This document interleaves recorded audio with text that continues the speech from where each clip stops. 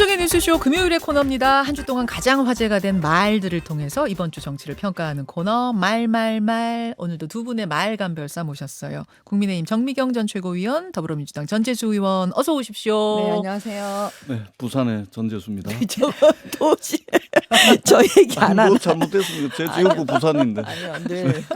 홍보의 자유는 있습니다. 오늘 사실은 월드컵 응원을 진짜 딱 한마디씩만 좀 듣고 시작하고 싶은데 시간이 별로 없어서 그래도 한마디만 하시겠어요? 우리 선수들한테 응원의 제가 길을 좀 불어넣는. 예. 네, 그 지난번에 이제 첫 번째 경기 끝나고 예. 손흥민 우리 주장이 예. 그 불편한 거 없냐 이 마스크 때문에 네. 그러니까 뭐라 그러냐면 괜찮다. 나만 마스크 쓰는 거 아니다. 그다음에 축구라는 게 늘 다치기도 하고 뭐 때리기도 하고 맞기도 뭐 이런 비슷한 얘기를 했었어요. 예. 와, 그 얘기를 듣고 예. 와, 우리 이기는구나. 그냥 그 자체로 이겼다. 승패와 상관없이. 그 자체로 이겼다. 예, 왜냐하면 어쩜 이렇게 예뻐요. 말 너무 어쩜 잘해요. 인성이 이렇게 잘 되어 있어요. 그다음에 너무나 주장답잖아요. 아, 자기 괜찮다고 계속 얘기를 하면서 예, 예. 이런 분이 팀의 주장이니까 이제 이긴 거나 마찬가지다. 그러니까 이번 마지막 경기는 네. 승패에 정말 신경 쓰지 말고 자기의 여태까지 했던 걸 다 쏟아붓는 예. 그러면 행복하잖아요. 예. 그런 경기 보고 싶습니다. 눈이 반짝반짝 빛나세요. 윤석열 대통령께서 우리나라 축구 대표팀 손흥민 주장을 좀 보고 배웠으면 좋겠네요. 제가 볼 때는 병원에 가셔야 돼요. 이제 축구에까지 정치의 색을 입히는 우리 전재수 의원님 병원에 가셔야 언제 됩니다. 대통령 뵈면 손흥민 주장 좀 한번 보시라고 대통령 말씀. 아니 너도 나도 지금 우리 축구 대표팀한테 이겨라 그러시는데 부담이 상당히 될 것 같아요. 부담되죠. 예, 이번에 게다가 일본이 또 오늘 이겨버렸잖아요. 스페인 눌렀어요. 그러니까요. 16강을 1위로 올라갔어요. 그러니까요. 부담이 엄청 많을 것 같아요. 그래서 저는 이기라는 말 응원보다는 예. 이 지나면 또 4년 기다려야 되거든요. 맞아요. 아쉬움이 남지 않도록 최선을 다하시라. 그게 좋. 예. 두 분 다 맞는 말씀에 쏟아부어라. 네, 쏟아부어라. 후회 없게 쏟아부어라. 그러니까, 그 좋은 말씀입니다. 오늘에서 내일로 넘어가는 0시 여러분 같이 응원해 주시고요.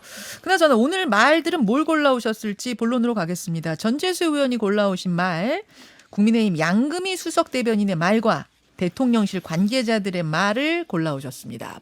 듣겠습니다.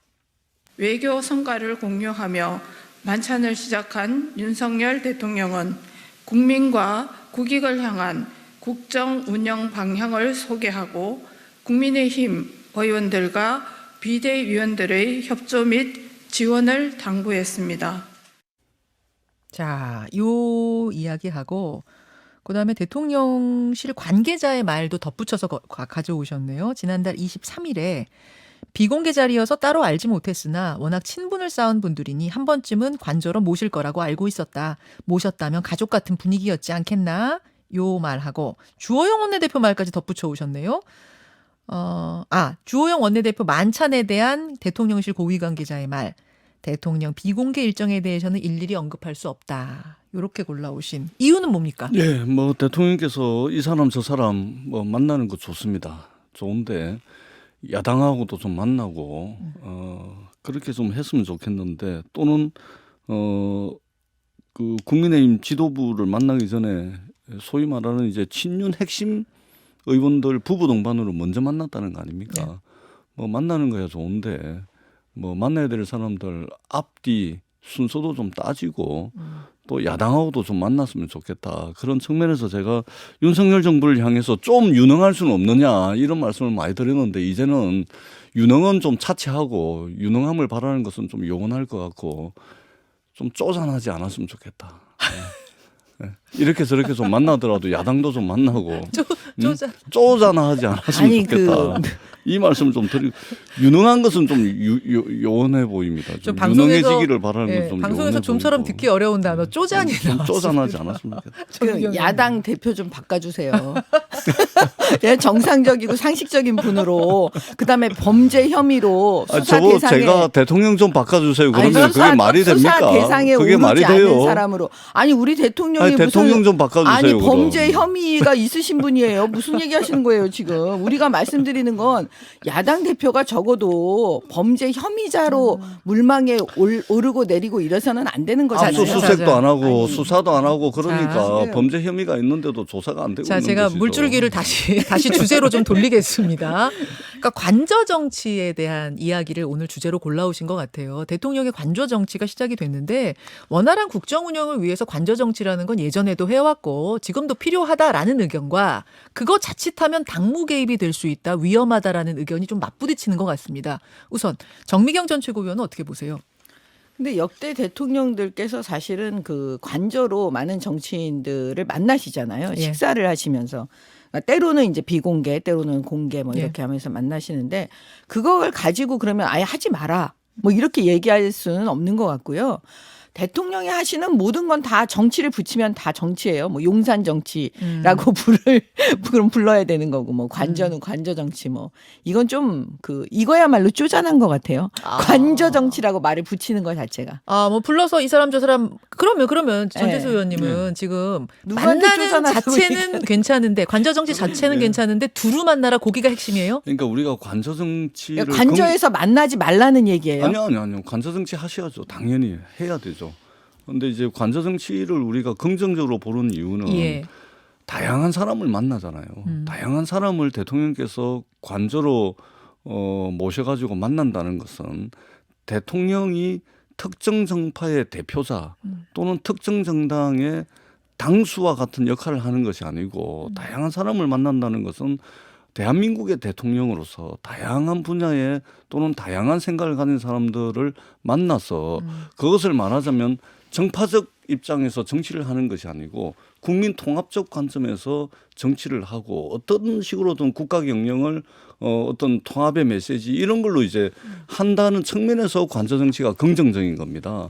그런데 윤석열 대통령의 관저 정치는 철저하게 자기 편만 부르다가 오다 주고 밥 먹고 하는 정치로 지금 머물러 있고. 오다도 줬다고 보세요. 지금 그냥 뭐 술자리 뭐 먹는 자리에서는 일 얘기 안 한다라는 게 원칙이다 이런 얘기가 나오긴 하던데. 오다를 주지 않을 수가 없죠. 당연히. 아. 특히 윤석열 대통령의 스타일상 지금 당장 이제 예. 친윤 4인방하고 지도부 만찬 이전에 만나고 난 뒤에 당장 전당대회 시기가 벌써 언론 보도로 막 나오고 있지 않습니까? 2말 3초. 오다를 준 것이죠. 그리고 이 4명 중심으로 질서를 잡아갈 테니까 이 4명이 하는 일에 국민의힘 의원들이 협조를 해줬으면 좋겠다라는 시그널을 준 것이죠. 지도부 만찬에 앞서서 부부 동반으로 한다는 것은 시그널 만났다는 자체가 시그널이다. 시그널이죠. 이 4사람하고 같이 가라. 이 4사람 탑보다. 그럼요. 그러지 않으면은 이걸로 공개를 할 이유가 없습니다. 당무 개입이라고 보세요? 아니 당무 개입은 한두 번이 아니지 않습니까? 이준석 대표 쫓아낼 때 그 당무 개입한 거 보세요. 아주 깨알같이 하지 이준석 않습니까? 대표 쫓아낸 건 전재수 완전- 의원님인데 방송에서 제가, 계속 쫓아내라고. 제가 뭐 그럴 능력이 있습니까? 아니 언론 여론전을 막 하셨잖아요. 자, 정미경 전 최고의 여당의 당 대표 쫓아내라고 하신 분이 왜 저러시나. 그러니까 대통령이 지금 당무 개입이라고 뭐 할 만큼 지금 당의 어떤 여러 가지 시그널을 관저 정치를 통해 주고 있는 거 아니냐에 대해서 정미경 전 최고의 논평? 용산으로 청와대에서 용산으로 이제 이전하고 관저 이제 새로 들어가셨기 때문에 어떻게 보면 집들이 하시는 거잖아요. 집들이. 예, 그러니까 일단은 이제 편하고 가까우신 분도 부르고 그 다음에 이제 여당의 지도부도 이제 부르고 근데 사실 지금 여당의 지도부가 이제 비대위니까 지금 모든 관심이 사실 어떻게 보면 여당 내부는 이미 선수들이 뛰고 있어요. 네. 그러니까 전당대회에 언제 하나. 후보들. 네. 예, 이런 후보들이 얼마나 관심이 많겠어요. 그렇죠. 그 부분에 대해서. 그러니까 이제 그런 얘기가 자연스럽게 나오지 않았겠습니까? 물론 제가 직접 들은 얘기는 아니지만 예. 그냥 그랬을 것 같아요. 예. 미루어 짐작컨대. 그러면은 이제 여러 얘기가 나오는데 그런 걸 가지고 오다라고 하면 뭐 여태까지 그러면 오다 안 때린 대통령은 아무도 없는 거고 뭐 문재인 대통령으로는 밥 먹으면서 정치 얘기 안 하셨겠어요? 그럼 그게 시그널이죠. 뭐 그렇게 따지면 지금 전재수 의원님 말씀대로 하자면 그러면 그걸 3월 초에 할 거냐 예를 들면 뭐 5월에 할 거냐 6월에 할 거냐 여러 가지 얘기들을 들으셨을 거 아니에요. 왜냐하면 대통령이 지금 당 내부까지 알기는 좀 어려우실 거예요. 왜냐하면 너무 업무가 집중이 되어 있는 상황이니까 뭐 그러다가 여러 얘기를 주고받을 수 있지 그걸 가지고 오다라 이렇게 말하는 거는 조금 너무 그 과도한 과도하다. 예, 그 민주당식 해석이다. 알겠습니다. 예, 이렇게 말씀드립니다. 자, 관저 정치에 대해서 여러 가지 말들이 많았던 이번 주 두 분의 말말말을 통해 정리해봤고 정미경 전 최고위원이 골라오신 말로 좀 넘어가 보겠습니다. 정 최고위원께서는 남욱 변호사의 말을 골라오셨어요. 남욱 변호사 대장동 수사받고 있는 천화동인 4호 소유주죠. 검찰 진술 조서 속의 말을 골라오셨기 때문에 음성은 없습니다. 제가 대신 읽겠습니다.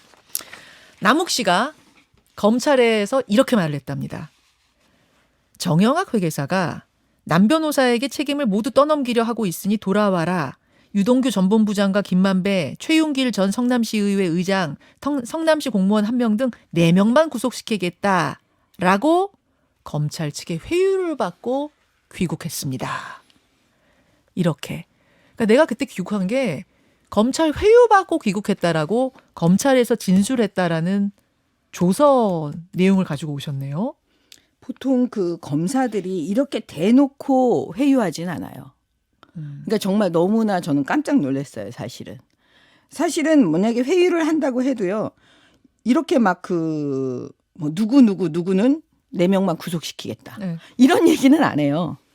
예. 그다음에 두 번째는 뭐냐면 이거 말고도 그 남욱 변호사에 대해서는 불구속하겠다고 얘기했다는 거예요. 들어오라고. 네, 그러니까 들어와라. 그래서 대선 때 네. 들어온 거잖아요. 네, 들어온 거잖아요. 그러니까 그런 식으로 노골적으로 당신을 구속하겠다, 불구속하겠다 이런 얘기 안 해주거든요. 그 왜 이랬다고 보시는 건데요? 그래서 제가 말씀드리는 게 뭐냐면 그때 당시에 이정수 검사장이 했던 말을 잘 생각해 보면 답이 나옵니다. 뭐라 그랬냐면 그분 그 당시에 대장동 그분이 녹취록 속에 그분. 예, 그분 거다. 이재명 대표라고 다 사람들이 알고 있었을 때 그때 이분이 뭐라고 국회에서 얘기를 하냐면 정치인 아니라 그러는 거예요. 아, 그분이 누군지는 모르겠지만 아, 정치인은 아니다. 그렇게 발언했죠. 그러니까 마치 이재명 대표 아니다라는 식으로 들리게끔 하는 거잖아요.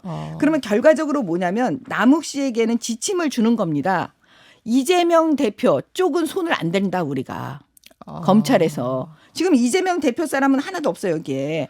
그러니까 당신은 안심하고 들어와라. 그다음에 두 번째 불구속해 줄 테니까 두 번째 무슨 얘기냐면 진술의 지침을 주는 겁니다. 사실대로 말하지 말고 진술 위로 지침까지 이재명 주는 거다. 부부는 얘기하지 마라. 이렇게 지침을 준 거예요. 그러니까 남욱 변호사가 지금 그 얘기를 지금에 와서 이제 하고 있는 거죠. 이 남욱 변호사의 검찰 진술이 알려진 건 곽상도 전 의원 재판을 통해서 알려졌다는 거. 요거는 제가 말씀을 좀 참고로 드리고요. 저럴 때 그다음에 제가 또 조금 있습니까? 여기서 조금 말씀드리는 게 뭐냐면 그래서 물론 그 전 수사팀 문재인 정권에서 이 사건 수사를 했던 그 수사팀 이런 말을 했다는 사람들은 지금 와서는 안 했다고 얘기하겠죠. 예, 지금 안 했다고 하고 있습니다. 그렇지만 그거는 당연히 수사를 저는 해야 된다고 봐요.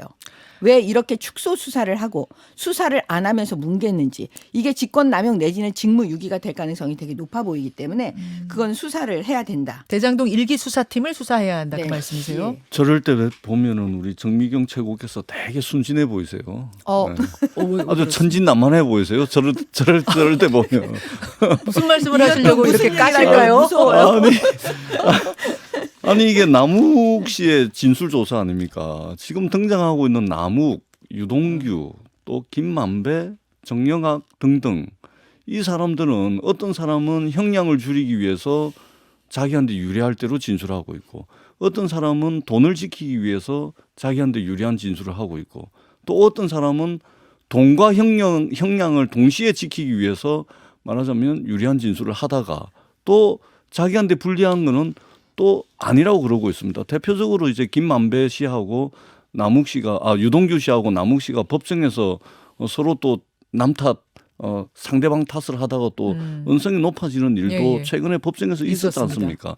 그러니까 지금 등장하는 이 대장동 일당들은 이미 진술의 구체성, 진술의 신뢰성 이게 이미 다 탄핵당한 상태입니다. 근데 여기 남욱 진술 조서를 딱 들고 와가지고 이걸 믿어라 이걸 이야기하는 게 얼마나 천진난만합니까? 이 범죄 혐의자들의 이야기를 들고 와가지고 그러기 때문에 우리가 있잖아요. 문재인 정부 때 이 검찰을 이 정도 우리 정미경 최고께서 말씀하시는 수준에서 검찰을 통제할 의사가 있거나 검찰을 통제할 수 있는 능력이 있었다면 오늘날 윤석열 대통령은 없었겠죠. 자, 불가능한 일이었다 이 지금 말씀을 드립니다. 전재수 의원님이 수사를 해보지 않으셨기 때문에 검찰 몰라서. 출신이십니다. 그- 정의경정. 그래서 그래서- 더 객관적일 수가 있는 그래서 거죠. 예. 몰라서 저런 얘기 하시는 거예요. 그래요? 예, 왜냐? 예. 사람은 본성이 다 그래요. 누구나. 여기 앉아 있는 전재수 의원님도 만약에 검찰에서 수사 받으시면 예. 다 본인 걱정을 먼저 해요. 예. 예, 내 형량이 어떻게 되고 내가 이런 말 하면 유리하고 불리하고 그 인간의 본성이에요. 그걸 가지고 뭐 누구는 뭐라고 말하기는 좀 어려워요.